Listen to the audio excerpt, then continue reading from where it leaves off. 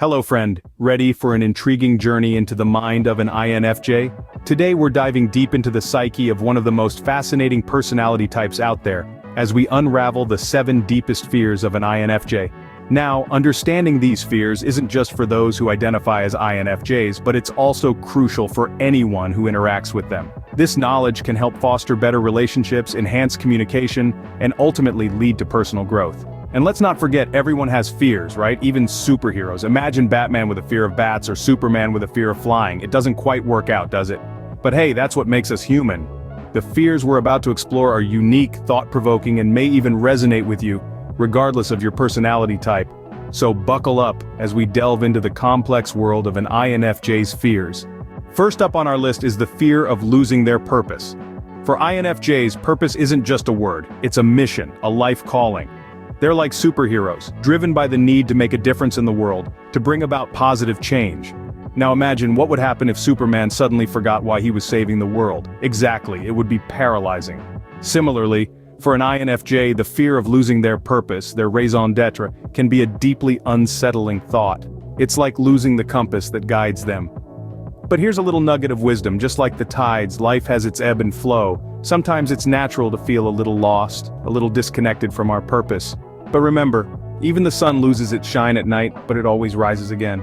Rolling into number 2, we have the fear of misunderstanding and misinterpretation.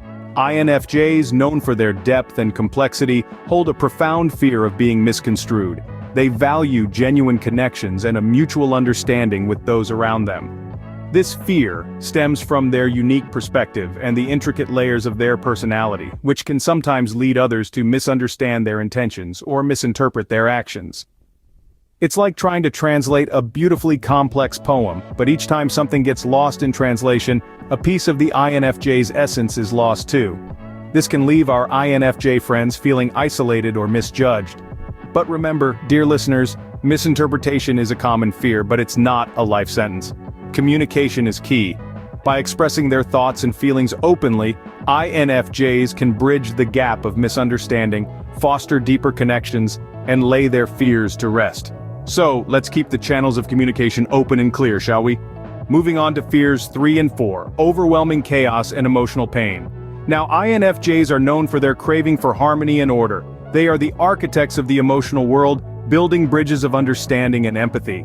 However, they also have a heart that is sensitive, almost painfully so, to emotional distress and chaos. Imagine a serene lake, perfectly calm and tranquil. That's the ideal emotional state for an INFJ. But life isn't always a serene lake, is it? Sometimes it's more like a stormy ocean with waves crashing and winds howling. And this stormy ocean, my friends, is what we refer to as overwhelming chaos. The unpredictability, the disorder, the constant changes, these can leave an INFJ feeling lost and disoriented. Now let's delve a bit deeper into emotional pain. Emotional pain for an INFJ is like a phantom limb, a constant ache that reminds them of wounds past and present. It's not just their own pain they feel, they also absorb the pain of others around them, making them highly sensitive to emotional environments. This fear of emotional pain can often lead to a sort of self-isolation where they withdraw from the world in an attempt to protect themselves. But this retreat isn't always the solution, as it can lead to loneliness, another form of emotional pain. A bit of a vicious cycle, don't you think? So, how does an INFJ navigate through this chaos and pain? It's about finding balance. Yes, they are sensitive, but this sensitivity is also their strength. It allows them to connect deeply with others and empathize on a level that few can. It's about recognizing that chaos is a part of life, and learning to find their own sense of order within it. Remember our friend James? He learned to meditate, to create a safe space within himself where he could retreat when the world became too chaotic.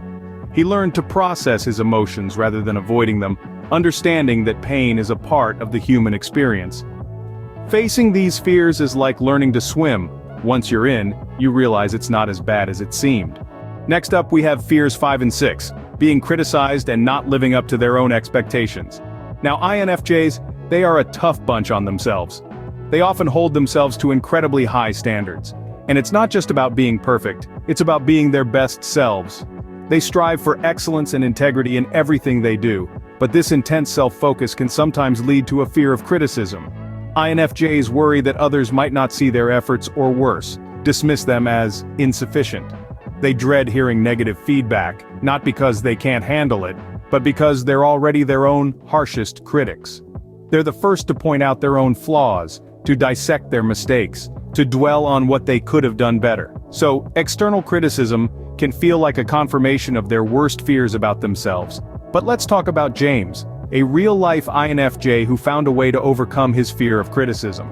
James was an aspiring writer, always scribbling away in notebooks, dreaming of publishing his own novel. But he was terrified of showing his work to others, scared that his writing wouldn't be good enough, that people wouldn't understand his ideas or appreciate his style. So what did James do? He decided to face his fear head-on. He joined a local writing group, started sharing his work, and guess what? Yes, he did face criticism, but he also received constructive feedback, encouragement, and even admiration. It wasn't all sunshine and rainbows, but James realized that criticism is just someone's opinion, not his reality. He learned to separate his self-worth from others' opinions and to see criticism as an opportunity for growth, not as a personal attack. Just like James, you too can learn to see criticism in a new light. Remember, it's not about being perfect. It's about growing, learning, and becoming your best self. And as for not living up to your own expectations, well, it's okay to be a work in progress. We all are, so give yourself some grace, some room to make mistakes, and to learn from them. Just like James, remember that criticism is just someone's opinion, not your reality. Finally, at number 7, we have the fear of losing loved ones. You see, INFJs are known for their profound ability to form deep emotional connections. They're not ones for surface-level engagements. When they love deeply, completely, and unconditionally. This depth of emotion, while beautiful, also carries a heavy burden, the fear of loss. The thought of losing someone they hold dear can be deeply distressing for an INFJ. It's not just about the void that absence would create, but also the emotional turmoil they'd have to navigate. Yet it's important to remember that fear is a natural part of life. It's a testament to the strength of the love they have. And while the fear of loss can be overwhelming, it shouldn't deter us from loving fully and wholly. In the end, it's the love we give and receive that truly matters. So, we've navigated the deep waters of an INFJ's fears, but what next? We've explored 7 deep-seated fears that many INFJs grapple with. From losing their purpose, being misunderstood and misinterpreted, to confronting overwhelming chaos and emotional pain. We've also delved into the fear of criticism, not living up to their own expectations, and the profound fear of losing loved ones. Understanding these fears is the first step towards addressing them.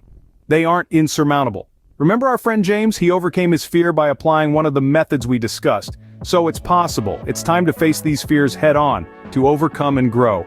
We'd love to hear from you in the comments. Which fear resonates with you the most? Or perhaps you found a way to conquer your fear. Let's create a community of understanding and support. Thank you for joining us on this journey. Subscribe for more fascinating content, and we'll see you in the next video.